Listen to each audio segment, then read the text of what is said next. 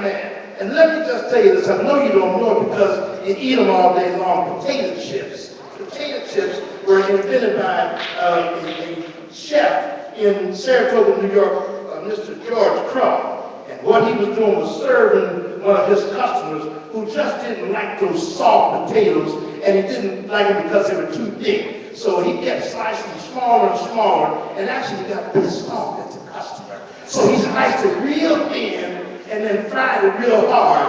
And the man said, "This is the greatest thing I've ever eaten in my life." And he said, "You know what? I bet you can't eat just one." The potato chip in 1893. Then we invented the disposable syringe, that's Bill Brooks. We've invented a home security system, Marie Brown. The pacemaker, some of y'all in here may be a little older than I am, and y'all might have a pacemaker. That was Otis Boykin. The guitars we played, Robert Clemens. The lantern was invented by Michael Harney, and the helicopter was invented by Paul E. Williams. Give them a hand.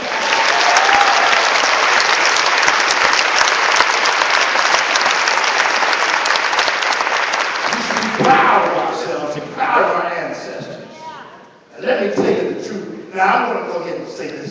I might get thrown out of Mercy. They might run me out of town. Cincinnati might bar me from the doors. But I'm going to tell you the truth. The world will not be the same without African Americans.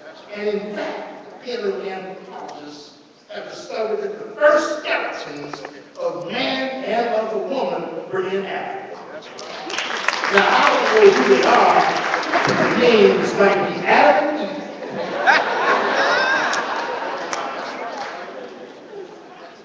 But I'll say this. The first mama and the first daddy were black. So for everybody out there, your mama was black, so was your daddy. That's the first skeletons that were black. Be clear, as we laugh and we enjoy, but those are just the facts. Don't shoot the messenger. All right. We've been black a long, long time. And I'm like James Brown, I'm black and I'm proud. All right. But we've been black a long, long time.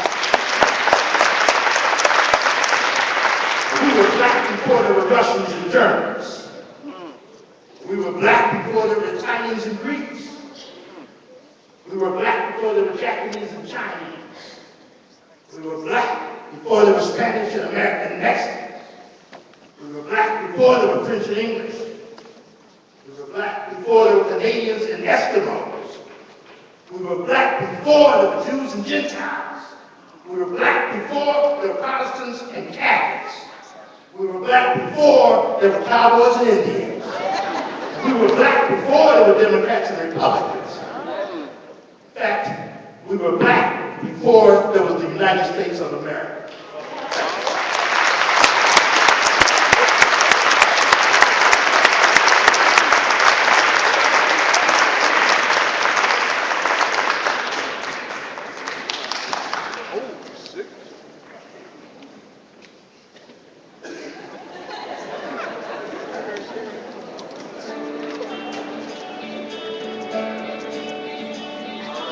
Got caught up.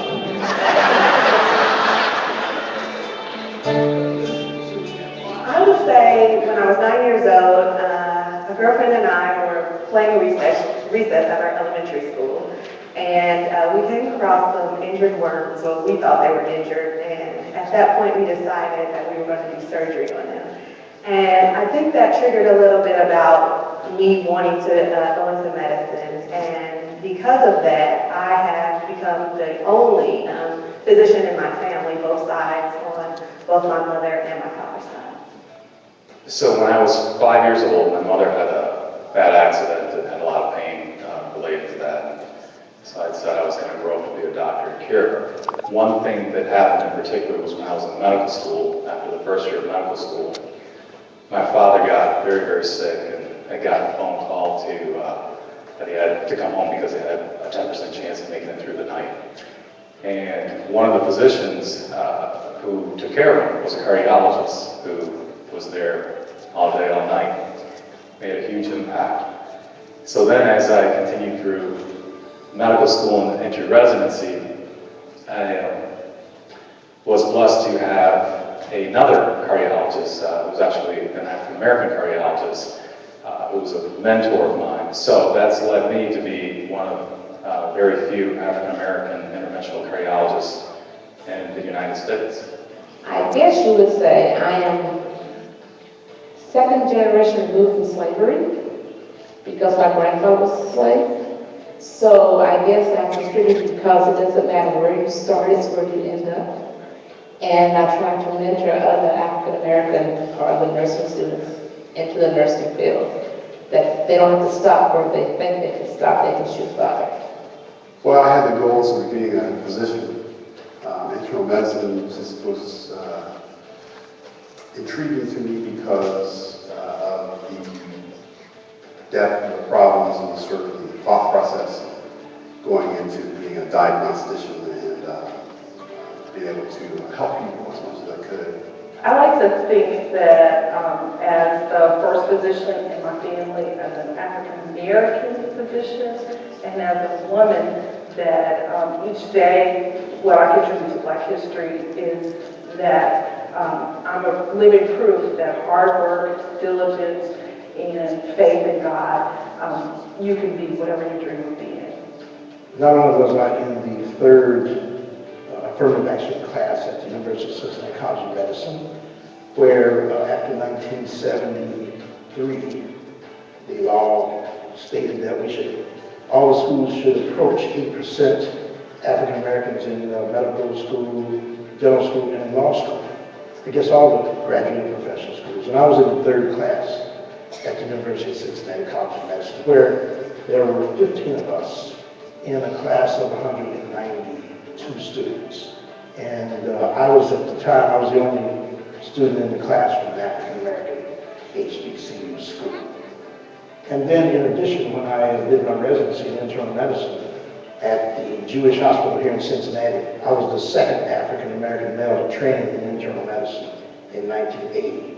And I was preceded by my partner, Dr. George Hill, who did his residency as the first African American in 1955. So 25 years later, I became the second African American male to train in internal medicine at Jewish Hospital. As a woman, as an African American woman originally from Nigeria, I am proud to be here practicing medicine in America. I realized that many years ago that Black people were not allowed in medical school, and especially Black women. And it's good to know that many years down the line we are here, and we are here to stay. And I think that I am proud actually working with a group of 3 other African American physicians. I am proud that hopefully that we actually being a role model for our youth. So from a young girl, I wanted to be a doctor. I used to go to the doctor with my grandmother. So she used to go to the cardiologist for a mitral valve problem. She developed rheumatic fever at age 16 and then ended up with mitral valve disease. So she had a cardiologist, and that made me want to become a doctor. At that particular time when I was younger, I never saw Black doctors. So I didn't even know that it was possible, but it was something that I wanted to do, and that was my dream. So I spent the rest of my life pursuing my dream. So everything that I did throughout my life was to become a doctor. And I hope that I serve as role models to other young people who come after me, who you don't have to come from a certain family, or you don't have to have a certain amount of money, or you don't have to be a certain person, but you can be anything that you want to be. I have a dream that one day this nation will rise up and live out the true meaning of its creed. We hope and choose to be self-evident that all men are created equal.